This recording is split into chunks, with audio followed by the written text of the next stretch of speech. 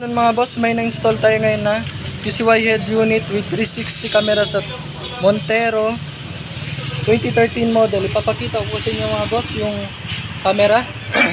Ito yung sa harap, ay sa side mirror. Punta po tayo sa likod mga boss. Ito yung sa likod yung camera nya. And then sa right side mirror. Pasok po tayo mga boss. Kapakita ko po sa inyo yung features ng mga yung 360 unit natin. Ito yung may music, radio, video, car setting, Google, my Chrome, Google Maps, equalizer. Meron na tayo lahat mga boss. Punta po tayo sa 360. Ito po yung view ng 360 nya.